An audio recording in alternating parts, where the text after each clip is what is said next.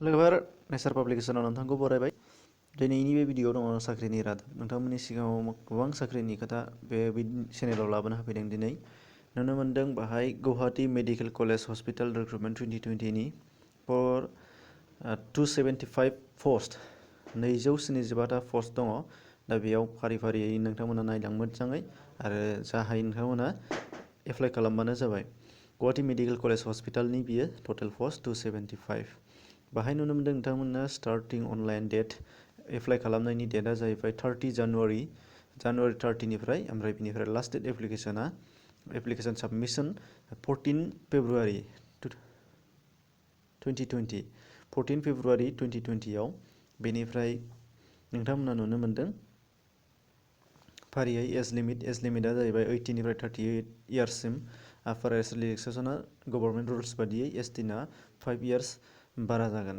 दा फार्स्टआवनो नुनो मोन्दों ग्रेड 4 आव जादों 219टा पस्ट दङ। ग्रेड 4आव बेनो बयनिख्रुइबो बांसिनथार पस्ट दं। बेयाव नुनो मोन्दों नोंथांमोननिया क्लास 8 पास जाबानो जागोन। सेलारिया जाहैबाय 12,000निफ्राय 52,000सिम जाहैगोन विथ ग्रेड पे थादेरगोन। बेनिफ्राय प्लाम्बार दङ। प्लाम्बाराव मोनथामल', नाथाय बेयाव ITI पास जानांगोन। प्लाम्बाराव नोंथांमोना नुगासिनो दङ, स्क्रिनशट खालामनानैबो नायना लानो हानाय जागोन। ओमफ्राय नाम्बार 3आव दङ लेबरेटरि टेकनिशियान। लेबरेटरि टेकनिशियानाव दङ टटेल पस्टआ 2, इडुकेसनेल क्वालिफिकेसना 12 पास। बेनिफ्राय नांदेरगोन डिप्ल'माया सार्टिफिकेट इन लेबरेटरियाव। दा बेनि थाखायनो लेबरेटरि जायफोरा लादों बिथांमोना बेखौ हागोन। फार्स्टआव बयनिबो थाखाय कमनआ ग्रेड 4। बिनि उनाव आरो गोबां दंबावो, गाहायाव नायलांबानो नुगोन।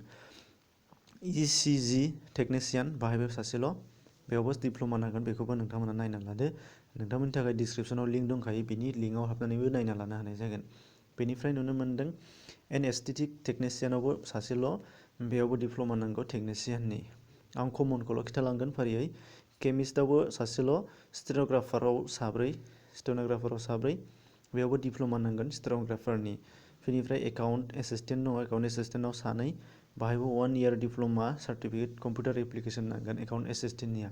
जायखिजाया बोसोरसे लानाय कम्पिउटार डिप्ल'मा मोनबानो जागोन बेनिया, बेबो गोरलै। बेनिफ्राय दङ फट'ग्राफाराव सासेल', बेयावबो फट'ग्राफारा ITI नङाबा रिकगनाइज इनस्टिटिउटनिफ्राय जायखिजाया मोनसे डिप्ल'मा लानाय जानांगोन फट'ग्राफिनि। बेनिफ्राय ड्राइभार दङ। ड्राइभारनि लाइसेन्स थाखानांगोन। बे ड्राइभिंनि सार्टिफिकेट थानांगोन होनदों। SSLC पास जाबानो जागोन मिनिमाम। बे ड्राइभारावबो मोन 9टा पस्ट दङ। जायफोरा ड्राइभिं लादों नोंथांमोना बेखौ एप्लाइ खालामनो हागोन। सेनिटारि इन्सपेक्टर दङ। सेनिटारि इन्सपेक्टराव 2, बेयावबो SSLC पास जाबानो जागोन। बेनिफ्राय सेनिटारि कर्स लानाय जानांगोन होनदों नाथाय। बेनिफ्राय साइन्टिफिक एसिस्टेन्ट दङ। साइन्टिफिक एसिस्टेन्टआव 3, बेयावबो हायार सेकेन्डारि पास जाबानो जागोन होनदों, नाथाय डिप्ल'मा थादेरनांगोन बेबो। बेनिफ्राय ANMआथ' कर्स लाखानांगोन, नार्सिं कर्स लानाय जानांगोन, बेयावबो गासै 2ल'। बेनिफ्राय हेल्थ इडुकेटर काम सेनिटारि इन्सपेक्टर, बेयावबो डिप्ल'मा नांगोन सेनिटारिनि।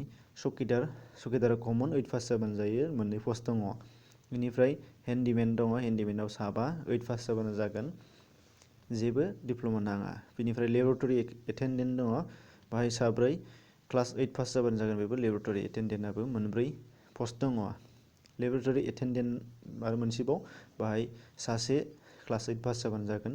हटेल सार्भेन्टआव 6 जन, क्लास 8 पास जाबानो जागोन। हटेल कुकिंआव 4, 8 पास जाबानो जागोन। लाइफ बयआवबो सासेल', 8 पास जाबानो जागोन। दा बेखिनि क्लास 8 पासनि जोबोद बुरजाथार पस्ट बाहाय नोंथांमोना नुनो मोननाय जादों। दा बेनिनो नोंथांमोननि थाखाय बाहाय एप्लाइ खालामनायनि मोनसे लिंक दङ। जेब्ला 30 जानुवारि जागोन, बाहाय नोंथांमोना बे लिंकखौ एभेलेबल मोनगोन। नोंथांमोना लाइक खालामनानै दोन भिडिअखौ। डिसक्रिपसनाव बे साइटनि लिंक दङ, नोंथांमोना बेयाव हाबनानै नायबानो जाबाय। अफिसियेल नटिफिकेसन दङ, बेखौ नोंथांमोना खनसे नायना ला। अफिसियेल नटिफिकेसन क्लिक टुनि नोंथांमोना बेबायदिनो क्लिक टुबानो जाबाय। अफिसियेल नटिफिकेसनखौ डाउनलड जाबाय पेजआ। जेलाना डाउनलड जागोन, बेखौ आं अपेन खालामगोन नोंथांमोननिसिम।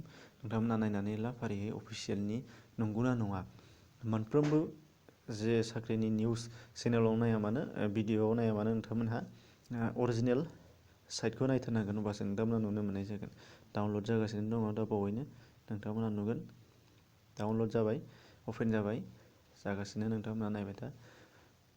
बे एडभार्टाइजमेन्ट, अफिसियेल एडभार्टाइजमेन्ट बेखौ नुनो मोनबाय। होमबा अरिजिनेलानो, नोंथांमोना बेखौ नायना लाब्लानो जाबाय। नैबाव दङ superintendent Guwahati medical college hospital गुवाहाटिनिफ्राय होदों।